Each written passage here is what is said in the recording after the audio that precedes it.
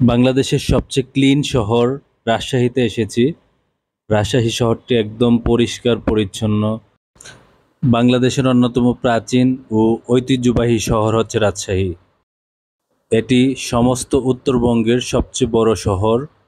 আর তাই এই পরিষ্কার পরিচ্ছন্ন শহরটিতে ভ্রমণ করতে সবারই ভালো লাগে, বাঙালি মাত্রই ভালো লাগে। এখন আমরা দুটি জায়গাতে ভ্রমণ করার চেষ্টা করব।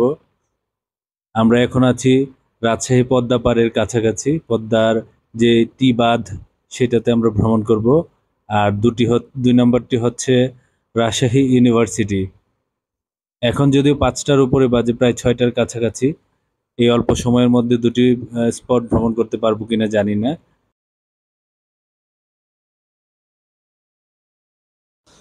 শুক্রবার হওয়ায় আজকে প্রচুর মানুষের ভিড়, প্রচুর পর্যটকের ঢল নেমেছে আজকে।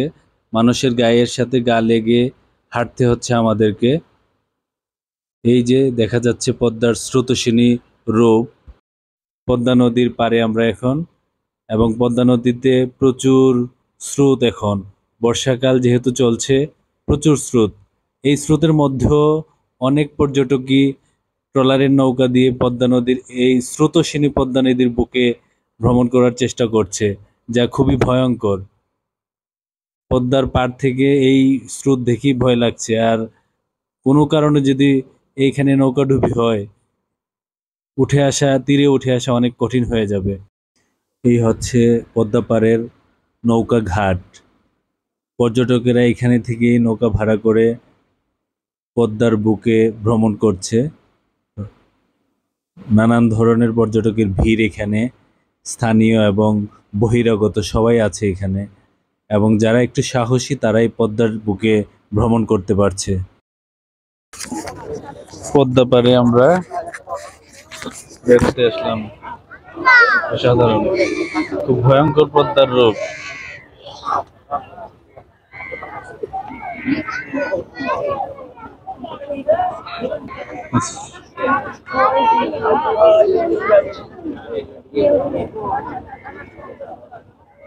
আমরা রাজশাহীতে এসেছি বিবাদ প্রাঙ্গণে পদ্মার দৃশ্য দেখার জন্য।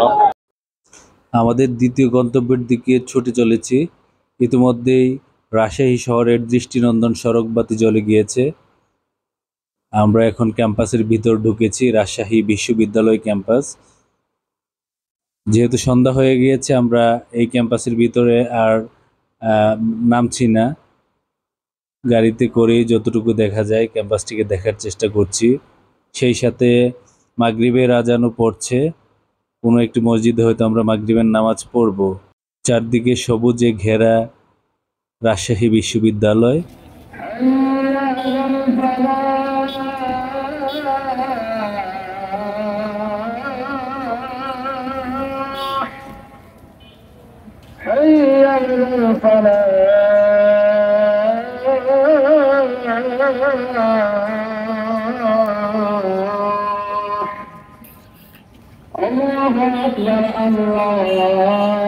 নামাজ শেষ হলো, মাগরিবের নামাজ আদায় করে আমরা আবারও রাজশাহী শহরের দিকে ছুটে চলেছি।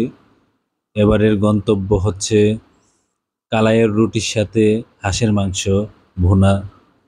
আর এই হচ্ছে রাজশাহীর সেই বিখ্যাত আমচত্বর। আমচত্বর পার হয়ে আমরা উপশহরের দিকে এসেছি। এটা হচ্ছে বিখ্যাত কালাই ঘর। কালাইয়ের রুটির সাথে বেগুন ভর্তা এবং হাঁস মুরগি মাংসের সাথে এটা খুবই টেস্টি লাগে। এখানে এটা বিখ্যাত একটি খাবার, সেটি আমরা টেস্ট করার জন্য এসেছি। আশা করি ভালো লাগবে। আর এই হচ্ছে পুরো কর্মযোগ্য কালাইয়ের রুটি, এবং এখানে হচ্ছে বিভিন্ন ধরনের ডিশ আমাদের সামনে সার্ভ করা হয়েছে। এখন ভুরিভোজের পালা। খুদা হাফেজ, আবার দেখা হবে অন্য একটি ব্লগে।